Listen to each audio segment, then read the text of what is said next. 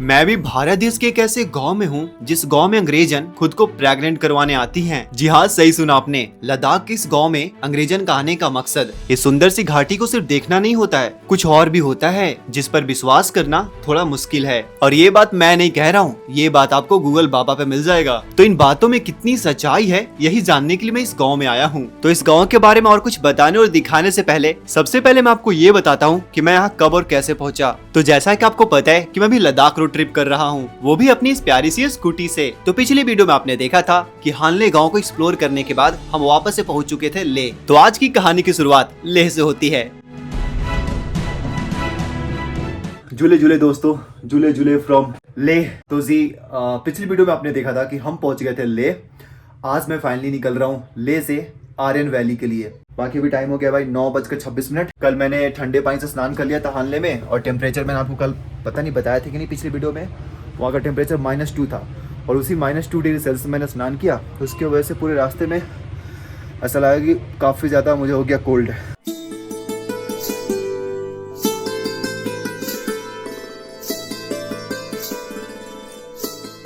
भाई मैं तो लेह से निकल रहा हूँ, लेकिन डेनिस भाई का पार्टी पेंडिंग रहेगा।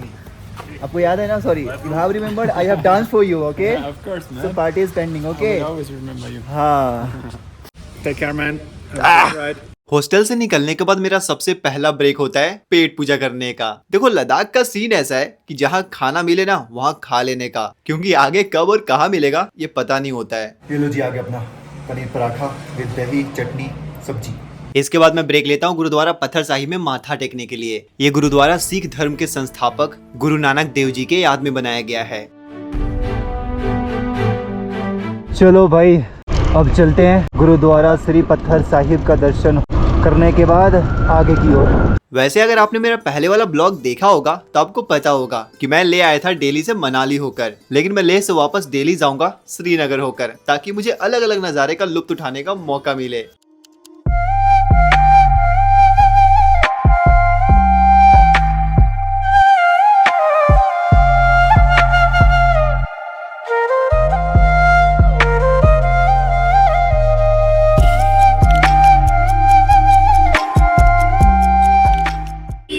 मनाली से आते वक्त जो मुझे नज़ारे दिखे थे, मतलब मनाली टू लेह, उससे मतलब कुछ अलग ही मुझे नज़ारे दिख रहे हैं जब मैं वापस से लेह से जा रहा हूँ श्रीनगर की ओर। मुझे लगा था भाई सेम होगा, बट नहीं यार, ऐसा नहीं है, अलग अलग है। मतलब वैसे मुझे लगता था कि विदेशी लोगों को उतना तीखा पसंद नहीं होता है, पर मैं गलत था। कल लेह में मैं एक मेक्सिको की मोहतरमा के साथ रात को खाना खाने गया था, क्योंकि इसे भी इंडियन फूड काफी ज्यादा पसंद है। तो हुआ यूं कि जैसी सब्जी आया ना, उसने सब्जी का सारा मिर्ची चुनकर सबसे पहले खा गई। बात करने के बाद पता चला कि उसे तीखा खाना इतना ज्यादा पसंद है कि जब भी वो इंडियन खाना खाने आती है मिर्ची खूब खाती है और अपने साथ लेकर भी जाती है। बाकी ये नज़ारे देखो दोस्तों, कितना ज्यादा प्यारा लग रहा है। जनरली क्या होता है कि आप सेम चीज देखते देखते बोर हो जाते हो, लेकिन लद्दाख में मैं इतने दिनों से घूम रहा हूँ और हर जगह पहाड़ ही दिखते हैं, लेकिन कभी भी मैं बोर नहीं हुआ। पता नहीं लद्दाख के पहाड़ों में ऐसा क्या है। भाई अभी मैं जिस जगह पर रुका हूँ इसे बोलते हैं लामा यूरू, ठीक है?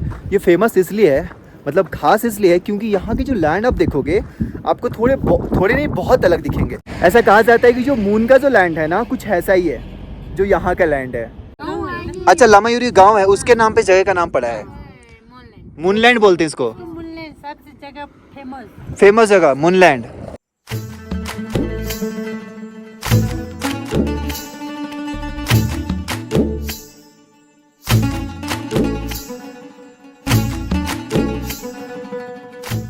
भाई फाइनली अब पेट पूजा करने की बारी आई भाई। मैंने सोचा था ना कि लामा यूरू में करूँगा, फिर एक रेस्टोरेंट दिख गया तो यहीं पर रुक गया।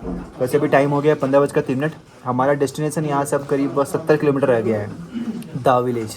मुझे दूर से देखने में ऐसा लगा था ना ये बच्चा सच में किसी याक के साथ खेल रहा है, पर पास आकर देख रहा हूँ भाई तो ये मतलब याक तो है बट वो मरा हुआ है। और आई थिंक पता नहीं इन्होंने क्या किया यार, अंदर कुछ डाला होगा घास फूस, जिसकी वजह से एकदम बिल्कुल रियल लग रहा है, बट इसके अंदर कोई जान नहीं है।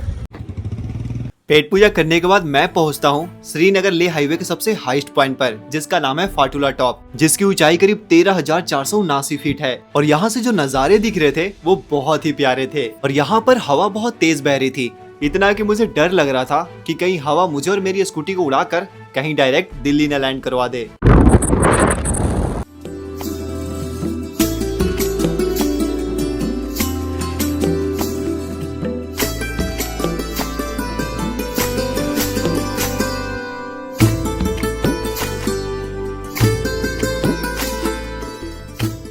अभी टाइम हो गया 17:11। मैं फाइनली श्रीनगर ले हाईवे को छोड़कर निकल पड़ा हूँ मैं आर्यन वैली के लिए। रास्ता बिल्कुल ख़राब है भाई, मैं पिछले 10 मिनट से वेट कर रहा हूँ खुलने का। रास्ता भी खुलेगी तब हमें जाने दिया जाएगा।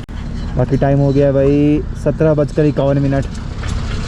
पता नहीं कब पहुँचूँगा मैं अब देखो रास्ता तो खराब मिल ही रहा था, साथ ही साथ कभी कभी रास्ते काफी डरावने भी मिल रहे थे। एक तरफ खाई और ये नुकीले चट्टान। अब देखो जहाँ मैं जा रहा हूँ वहाँ बहुत कम लोग जाते हैं और बहुत लोगों को इस जगह के बारे में पता भी नहीं है। ऐसे जगहों पर आपको इंडियन टूरिस्ट कम, विदेशी ज्यादा दिखेंगे। खैर आज तो मुझे रास्ते में कोई भी नहीं दिखा।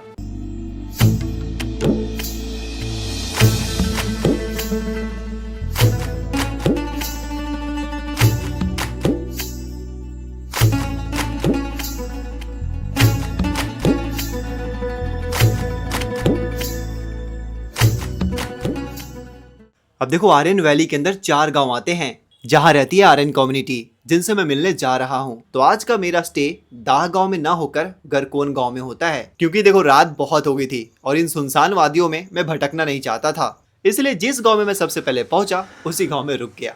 हेलो जी, तो जी फाइनली हम पहुंच गए हैं आर्यन वैली के पास। जिस गांव में मैं स्टे कर रहा हूँ इसका नाम है गोकर्णा करके कुछ। बाकी ये है जी मेरा होम स्टे। बहुत ही प्यारा रूम है यार, बहुत ही प्यारा रूम है और बहुत एक्सपेंसिव भी। बाय द वे इस होम स्टे के अलावा मेरे पास कोई और दूसरा ऑप्शन था, लेकिन मतलब मैं गया नहीं। एक्चुअली लोकल्स बताए यहाँ पे कि अगर आपको सस्ता में चाहिए तो मे बी आपको थोड़ा आगे जाना पड़ेगा। लेकिन फिर मैंने कहा कि भैया मुझे यही रूम दे दो, जितना लेना ले लो, क्योंकि अब मैं गाड़ी नहीं चलाने वाला इस वैली में। भाई कितना खतरनाक वैली है ये भाई। चलो जी फाइनली इट्स टाइम टू पेट पूजा। भाई ये मुझे इतना प्यारा लगता है इनका मतलब ट्रेडिशनल तरीके का डाइनिंग हॉल। मुझे लगता है जब मैं अपना घर बनाऊंगा ना तो मैं इनका कॉपी कर लूँगा। बाकी सी खाना तो आ गया हमारा, और खाने में ये है पनीर मशरूम की सब्जी, चावल, सलाद और ये दाल। परफेक्ट।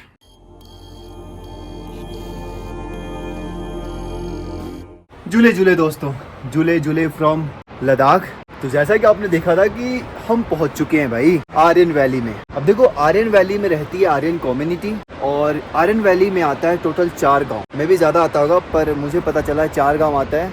इंटरनेट पे भी 4 गांव है। एक तो आपका गरकोन हो गया जहाँ मैं भी हूँ, एक आपका दाह हो गया, एक आपका दारचा हो गया, और एक मैं भूल रहा हूँ। तो अभी हम उन चारों गाँव को विजिट करेंगे, वहाँ के लोगों से बात करेंगे और सच में क्या यहाँ पे ऐसा कुछ होता है ये जानने का प्रयास करेंगे, या फिर सिर्फ र्यूमर्स है, मतलब अफवाह है। बाकी भाई जैसा कि देख सकते हो नज़ारे कितने प्यारे भाई, काफ़ी मस्त नज़ारे यहाँ से। देखो थोड़ी कठिनाइयाँ है यहाँ पे, गाड़ियाँ कम चलती है, ट्रांसपोर्टेशन का प्रॉब्लम है, बट ऐसा लगता है कि आप ना प्रकृति के गोद में रह रहे हो। So that's the great things. फिर आप सारी कठिनाइयाँ भूल जाते हो भाई। वो दो भाई फॉरेनर्स हैं, काफ़ी टाइम से इधर रह रहे हैं ऐसा सुना मैंने। बाकी दोस्तों इनका डाइनिंग हॉल मुझे इतना प्यारा लगता है ना कि इसके अंदर एंटर करते ही भूख और बढ़ जाती है मेरे पेट में और चूहे कूदने लगते हैं। तो अभी हम करेंगे ब्रेकफास्ट, उसके बाद हम जाएंगे गांव को घूमने। चलो दोस्तों फाइनली हम निकल चुके हैं गांव को घूमने। अभी मैं जा रहा हूँ, पास में एक म्यूज़ियम है पता चला है। सबसे पहले मैं म्यूज़ियम को देखता हूँ, क्योंकि जब आप म्यूज़ियम में जाते हो तो आपको लिटरली पता चलता है कि एक्चुअली क्या था एक टाइम पर यहाँ पे, क्योंकि म्यूजियम में काफ़ी पुरानी चीज़ें होती है। तो अभी चल के देखते हैं।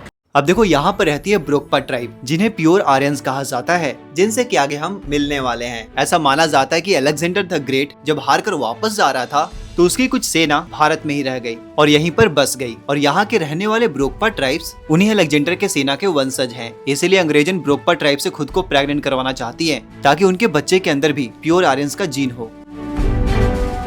2-3 ही होम स्टे है यहाँ पे ऐसा लगता है। बाकी आज भी जो यहाँ पर घर है ज़्यादातर वो पुराने स्टाइल वाला घर है।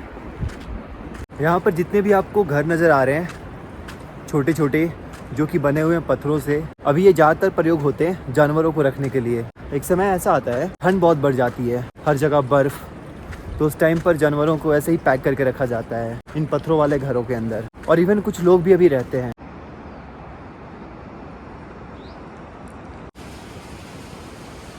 म्यूजियम के पास पहुंच तो गया हूँ, पर किधर है म्यूजियम? आप लोग भी आर्यन कम्युनिटी से बिलोंग करते हैं क्या? आप लोग का हेयर स्टाइल तो बड़ा यूनिक है।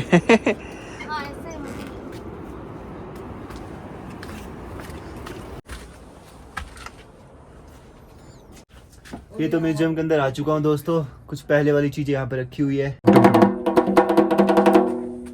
ये हमारा किचन हुआ करता था पुराने समय का। अच्छा, उस टाइम का हाइट बहुत छोटा रखते थे, सर्दी बहुत होता था। अब तो मौसम भी चेंज हो गया उस समय। अच्छा। घर इतने छोटे होते हैं भाई कि मुझे तो झुक के चलना पड़ रहा है।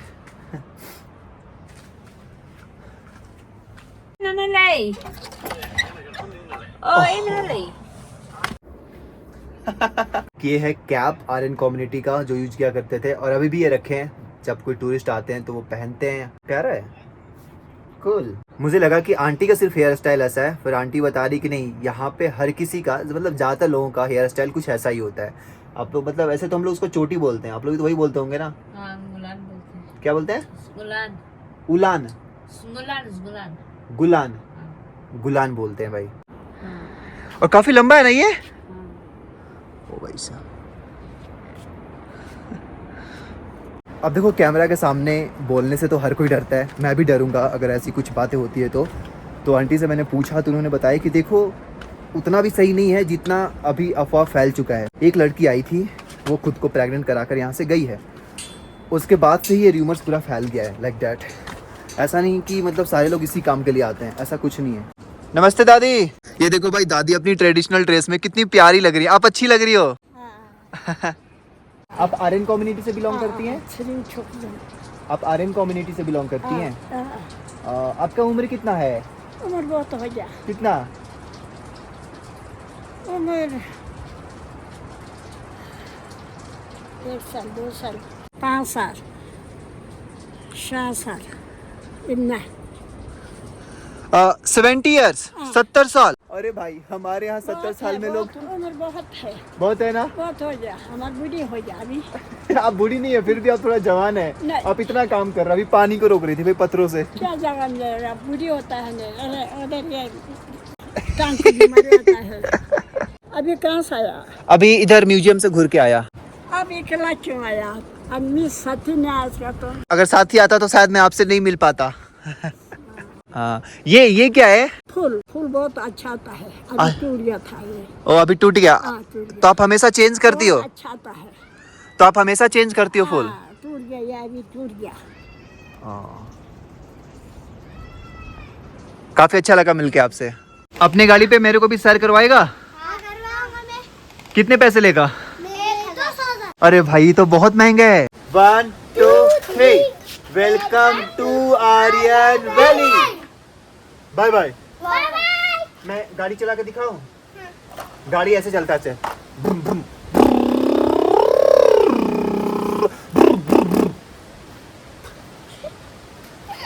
क्या गाड़ी ऐसे चलाते हैं ना?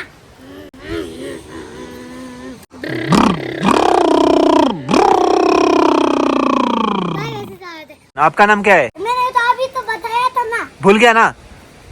और क्या कर रही है ना मेरा नाम? बाय बाय, जाई थी बाय। अरे इकरा मुंह में ना ले ली, लग जाता हूँ चोट। Hello hello hello hello hello.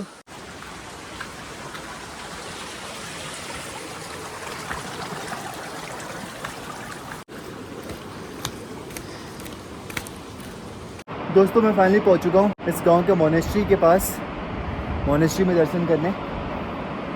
बाकी यहाँ से नज़ारे देखो भाई, कितने प्यारे लग रहे हैं। हरा भरा नदी, पहाड़, ओहो।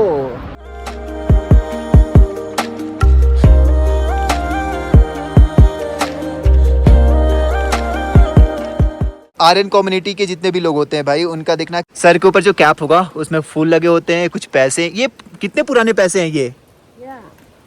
ये पैसा पुराना है ये तो।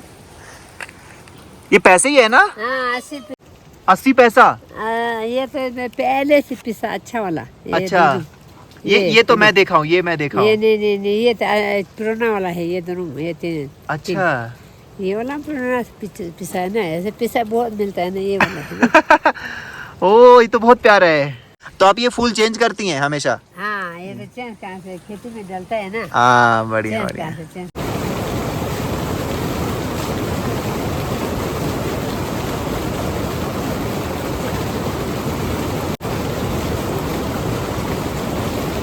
ये चाचा भी आर्यन कम्युनिटी से बिलोंग करते हैं और ये है उनका ट्रेडिशनल ड्रेस। ये तो आर्यन का नहीं है। ये आर्यन का नहीं है, हाँ बाकी ये आर्यन का है। ये आर्यन का है। और ये आपके कानों में क्या है? हाँ आपके कानों में? हाँ गाँव का रिवाज है ना। अच्छा, गांव का रिवाज है। हाँ ओ, प्यारा लग रहा है। हाँ। अच्छा है। तो इधर फूल आएगा वो टोपी का। अच्छा, टोपी का फूल आएगा। आर्यन का टोपी दूसरा है। तो दोस्तों, गरकोन तो मैं घूम लिया, अब हम चलते हैं दाह की ओर। दाह से वापस आकर हम निकल पड़ेंगे सीधा कारगिल की ओर, और उसी रास्ते में मुझे पड़ेगा दारचा नाम का एक विलेज। टोटल 3 मैं अभी एक्सप्लोर करने वाला हूँ और एक का मुझे पता नहीं, पूछूंगा मैं अभी लोकल से।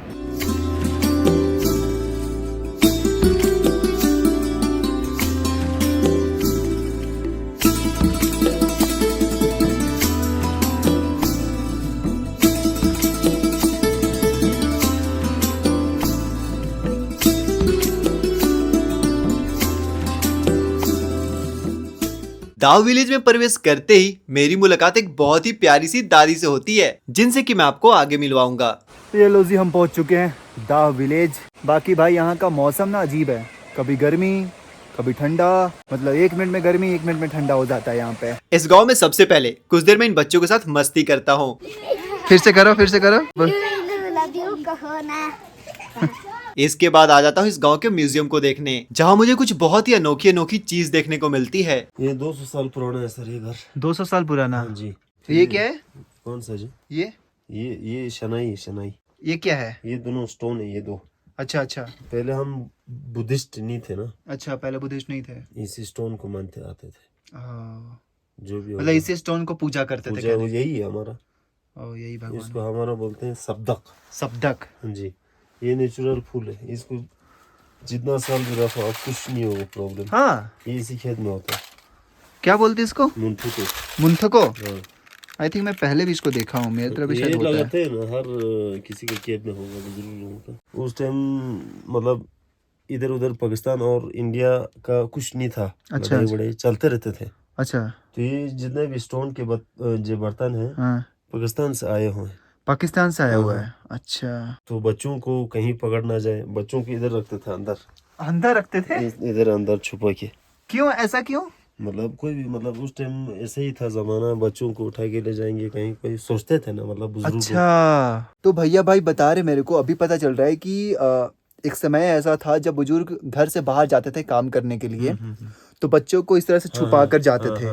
मतलब डर होता था कि बच्चों को लेकर चला ना जाए, किडनैप ना कर ले। ये जो देख रहे हो ना, ये पूरा अंडरग्राउंड है आपका, नीचे तक है कई जगह। यहाँ पे सिर्फ बच्चे ही एंटर कर सकते हैं, बुजुर्गों का जाना तो नहीं है। बुजुर्ग जा भी नहीं पाएगा ना उसमें। मतलब थोड़ा स्पेस कम है।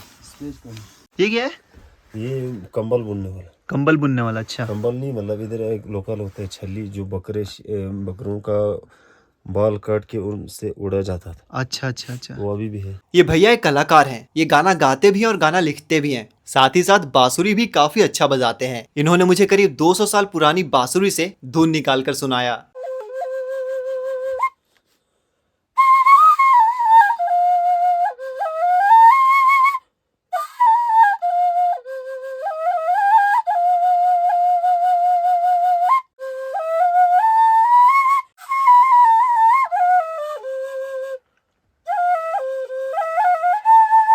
तो ये आप लोग का ट्रेडिशनल म्यूजिक है। हाँ जी।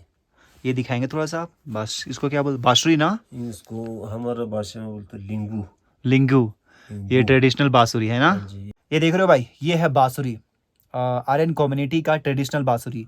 करीब 200 साल पुराना कुछ इस तरह का बांसुरी हुआ करता था। भाई ये बहुत यूनिक चीज़ है, कहने का मतलब ये अब नहीं मिल पाएगा। मैं ना अभी घूम रहा था रास्ते में, तो मेरे को दिख रहा था, लग रहा था कि कुछ अंगूर जैसा है, तो मैं कंफर्म नहीं था, इसलिए मैंने उसको रिकॉर्डिंग नहीं किया। अभी मैं यहाँ पे रखा हुआ देख रहा हूँ, और भैया से पूछा तो उन्होंने बताया कि हाँ ये अंगूर ही है और इधर होता है। बढ़िया भाई, ऐसा ही अंगूर मुझे दिखा था भाई रास्ते में, तो मैं बोला अंगूर थोड़ी होगा ये इतना छोटा, मैं छोड़ दिया। ये अच्छा होता है ना, मोटा से भी ये अच्छा होता ये काफी मीठा है। है। बंदूक है नहीं, बंदूक क्या? इधर वो बंदूक बंदूक? बंदूक नहीं दिखा मैं। नहीं देखा नहीं, है ना? बंदूक है। नेक्स्ट टाइम देखेगा बंदूक। पहले का है ना, आप दिखाएगा देखा ना क्या? फुटू फुटू फोटो? भाई दा विलेज में खाली खाने को मिल रहा है भाई, सिर्फ खाने को, चाय पीने को, अंगूर खाने को। कोता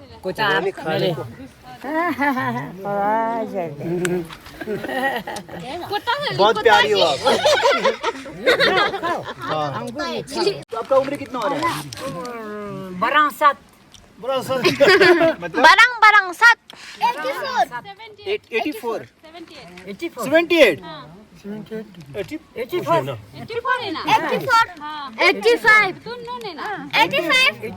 84 भी इतना चंगा। 85 हमारे यहाँ में तो 70 मतलब ऐसे डोलने लगते हैं। अंकल 85 है 85 है और आपका 96 है। काफ़ी प्यारे लोग हैं, मतलब इमोशनल कर दिया मेरे को बस 5 मिनट की मुलाकात में।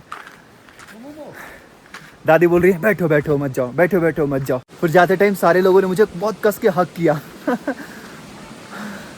कुछ मोमेंट ना कैमरों में कैद नहीं हो पाता, कुछ मोमेंट सिर्फ आपके साथ ही रह पाता है, वो आप शेयर नहीं कर पाते और मैं करना भी नहीं चाहता। आज से करीब 5 साल पहले जब मैंने घूमना स्टार्ट किया था तो मैंने ये नहीं सोचा था कि एक टाइम पर मैं भारत के उस कोने में भी जाऊंगा जहां कोई नहीं जाना चाहता। और सच बताऊं तो ऐसे रिमोट जगहों पर आकर मुझे ज्यादा खुशी मिलती है। खैर अभी तो बस मैंने शुरुआत किया है, अभी तो पूरी दुनिया देखना बाकी है मेरे दोस्त।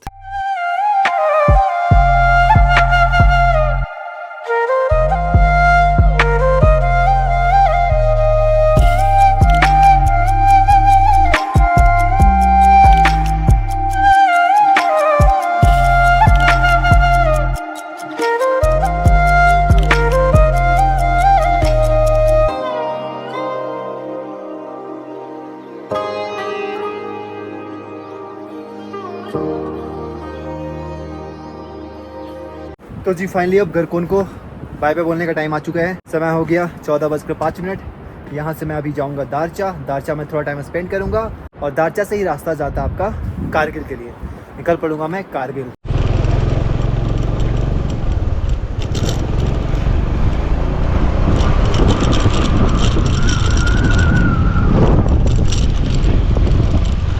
अब देखो दारची गांव में ये सोच कर आया था कि यहाँ पर मैं सबसे पहले लंच करूंगा, क्योंकि मैं जिस होम स्टे में रुका था वहाँ मैंने लंच नहीं किया। लेकिन यहाँ के लोकल से बात करने के बाद पता चला कि यहाँ तो खाने का होटल है ही नहीं। इधर होटल नहीं है खाने पीने के लिए? खाने पीने के लिए होटल कहाँ मिले होटल? अब देखो मेरे पेट में चूहे आतंक मचा रहे थे, इसलिए मैं आर्यन वैली को बाय बाय बोलकर निकल पड़ता हूँ कारगिल के लिए। और कारगिल भी यहाँ से नजदीक नहीं है, कारगिल यहाँ से करीब 60 किलोमीटर है। और आपको शायद विश्वास नहीं होगा, इन पहाड़ों में स्कूटी से 60 किलोमीटर दूरी तय करने के लिए आपको कम से कम 3 घंटे लगेंगे। जब भूख से रहा नहीं जाता तो रास्ते में रुककर मैं अंगूर खाता हूँ जो दादी ने दिया था, और थोड़े ड्राई फ्रूट्स जो हमेशा मैं अपने साथ लेकर घूमता हूँ।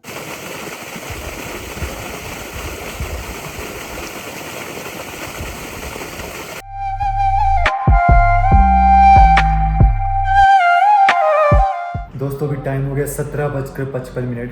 मैं निकला था 2:30 बजे। भाई उसके बाद से रास्ते में एक भी रेस्टोरेंट नहीं मिला। मैं यहाँ पहुँचा कारगिल करीब कितना बजे, 5 बजे पहुँचा होगा। मैंने कारगिल में वेज रेस्टोरेंट ढूंढा, नहीं मिला मेरे को। जो रेस्टोरेंट मेरे को मिला वहाँ पे मेरे को खाने का मन नहीं किया। फिर फाइनली मुझे अभी आर्मी कैंप में खाना मिला है भाई। अभी यहाँ से मेरे को द्रास जाना है जो कि करीब 60 किलोमीटर है। भाई इतना सस्ता खाना आर्मी वाले ही ऑफर कर सकते हैं भाई, 60 रुपये में 2 पराठा। सही है।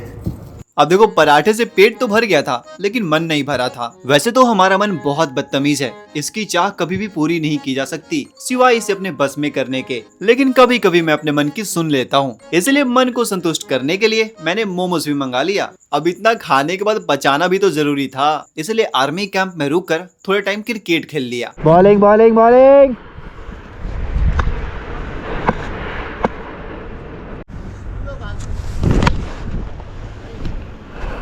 इसके बाद फाइनली निकल पड़ता हूँ द्रास के लिए।